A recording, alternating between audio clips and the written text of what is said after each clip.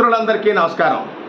మిత్రులారా, నేను కొంచెం వీడియో చేయడం కొంచెం లేట్ అయింది, ఏమనుకోకండి, కంటిన్యూగా చేస్తాను.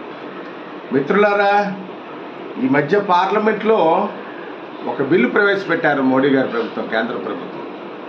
ఏంటి, 30 రోజులు జైల్లో ఏ రాజకీయ నాయకుడైనా ఉంటే అతను ఏ పదవికి పోటీ చేయడానికి అర్హత లేదు అనే బిల్లు. 30 రోజులే ఎందుకు పెట్టారు అన్నదాన్ని కూడా వివరిస్తాను నేను మీకు. ఎట్లా అంటే 7 సంవత్సరాలు శిక్ష పడే చట్టంలో ఉన్న సెక్షన్లకి అన్నీ కూడా పోలీస్ స్టేషన్ బెయిలే ఇచ్చిమన్నారు. అంటే జైల్లో వేయరు అనమాట, పోలీసులే బెయిల్ ఇచ్చేస్తారు, పంపిస్తారు, కోర్టులో మన నిజాలు నిరూపించుకోవాలి. 7 సంవత్సరాలు దాటినటువంటి శిక్ష పడేటటువంటి సెక్షన్లకి అరెస్ట్ చేయమని చెప్పారు. అంటే అది తీవ్ర నేరం కింద పరిగణింపబడుతుంది న్యాయ పద్ధతులు. ఇప్పుడు ఏం జరిగింది అంటే 30 రోజులు ఎవరైనా ఒక రాష్ట్ర ప్రభుత్వం పెద్దలు అవ్వచ్చు, లేకపోతే కేంద్ర ప్రభుత్వం, ఏ పొలిటికల్ లీడర్ అయినా 30 రోజులు జైల్లో ఉంటే వాడు పోటీ చేయడానికి పనికిరాడు. ఇది చాలా మంచి చట్టం, రాజకీయాల్లో విలువలకి ఉన్నటువంటి చట్టం. భవిష్యత్తులో చెడ్డ మనుషులు, రౌడీలు, రకరకాలైనటువంటి డబ్బు, అధికారం, కులబలం, అధికార బలం అన్ని రకాలుగా ఉన్నటువంటి వాళ్ళు చలామణి అయిపోవడానికి అవకాశం లేకుండా అడ్డుకట్ట వేద్దామనే ఒకటి మంచి సంకల్పంతో మోడీ గారు ఈ బిల్లుని తయారు చేశారు. ఈ 30 రోజులు ఎందుకు జైల్లో అంటే, ఏదైనా నేరం మీద అరెస్ట్ అయినప్పుడు కోర్టు 14 రోజులు మాత్రమే రిమాండ్లో పెట్టమంటుంది. ఆ 14 రోజుల్లోని బెయిల్ పద్ధతిగా అప్లై చేసుకుంటారు, బెయిల్ వస్తుంది. ఆ బెయిల్ రాకపోతే మరో 14 రోజులు పొడిగించమంటారు. అంటే 28 రోజులు. 28 రోజుల్లోగా బెయిల్ రాకపోతే అది తీవ్ర నేరం కింద పరిగణించబడాలి. పద్ధతి అది న్యాయశాస్త్రంలో ఉన్న పద్ధతి, చట్టం. అందుకని మోడీ గారు ఏం చేశారు, 2 సార్లు అప్లై చేసినా బెయిల్ రాలేదు, కానీ 3వసారి కూడా అంటే మరో 14 రోజులు పొడిగిస్తారు రిమాండ్. అప్పుడు ఏమవుతుంది, వాడు తీవ్ర నేరంగా పరిగణిస్తారు. అందుకని 30 రోజులు జైల్లో ఉంటే ఇది పెట్టకూడదని చెప్పి ఒక బిల్లు తయారు చేస్తాను. నేను అప్పుడే అనుకున్నాను, ఈ బిల్లు పార్లమెంట్లో పాస్ అవుతుందా, పాస్ అవదా, లేకపోతే ఏంటవుతుందా అని చెప్పి నేను కొంచెం ఆలోచించాను. అయితే ధైర్యంగా కేంద్ర ప్రభుత్వం ప్రవేశపెట్టింది. బాధాకర విషయం ఏంటంటే, ప్రతిపక్షానికి చెందినటువంటి పార్లమెంట్ సభ్యులు చాలా తీవ్ర గందరగోళం చేసి చాలా ఇబ్బందికరంగా ప్రవర్తించారు పార్లమెంట్లో. అది ఏ పేపర్ కానీ, ఏ న్యూస్ ఛానల్ కానీ ఆ తీవ్రత, ఆ బిల్లుకి, ఆ జరిగినటువంటి ఘర్షణకి తీవ్రతని మన దృష్టిలో పెట్టలేదు. వాళ్ళ బాధలు వాళ్ళు ఉన్నాయి. అయితే మనం అందరమే కూడా ఆలోచించుకోవాలి. ఎందుకంటే దేశానికి మంచి జరిగే ఏ పని చేసినా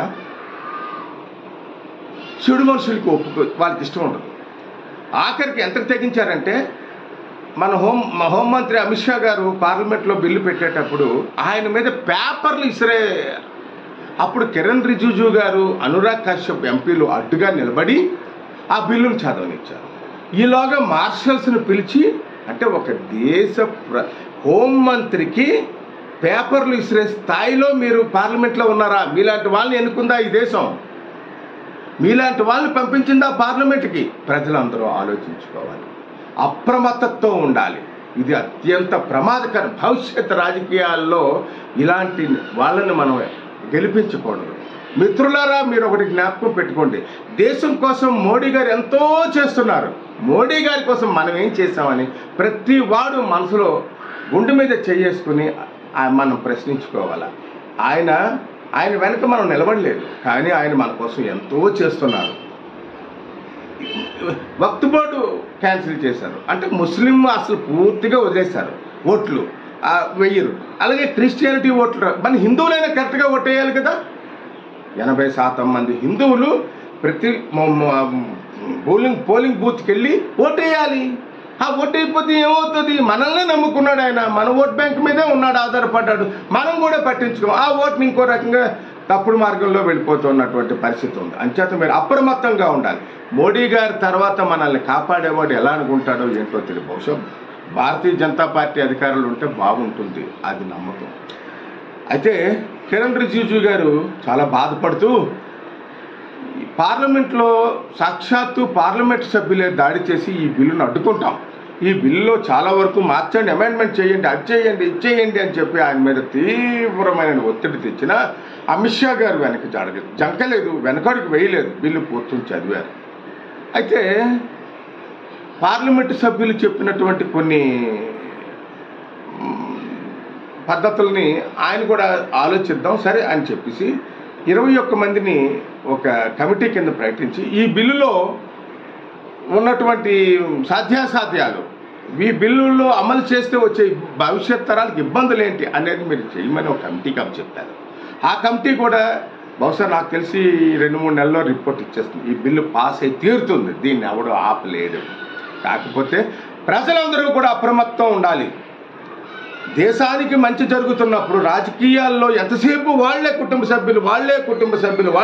సభ్యులు కొత్త వాళ్ళకి అవకాశం రావాలి, చదువుకుని యువత రాజకీయాల్లోకి రావాలంటే కాస్ట్లీ, ఒక్కొక్క నియోజకవర్గంలో కోట్లు ఖర్చు పెట్టాల్సిన పరిస్థితి, అవన్నిటి ఉండకూడదు అని చెప్పేసి ఆయన ఈ 30 రోజుల్లో శిక్ష పడినటువంటి వాళ్ళకి పనికిరాదు అని చెప్పి అడ్డుపెట్టారు. ఇది బాధాకరం. దీన్ని ప్రజలందరూ కూడా హర్షించకూడదు. ఏం జరుగుతోంది దేశంలో, ఏం జరుగుతోంది, ఇటువంటి పరిస్థితుల్లో కేంద్ర ప్రభుత్వం ధైర్యంగా ముందడుగు వేస్తోంది, భయపడకుండా. మిత్రులారా, చాలా ధైర్య సాహసాలు మోడీ గారు చూపిస్తూ ఉన్నారు. రష్యా నుంచి ఆయిల్ దిగుమతి చేస్తున్నందుకు అమెరికా మన మీద వేసినటువంటి సుంకాలకు కూడా భయపడలేదు. ఆయన ఏంటన్నారు, మా రైతులు కాపాడుకోవాలి. ఆయన ఒక ప్రకటన చేశారు, అది కూడా అర్థం చేసుకోవాలి మనం అందరం కూడా. స్వదేశీ వస్తువులే కొనండి, అది ఎంతో అర్థం ఉంది మిత్రులారా.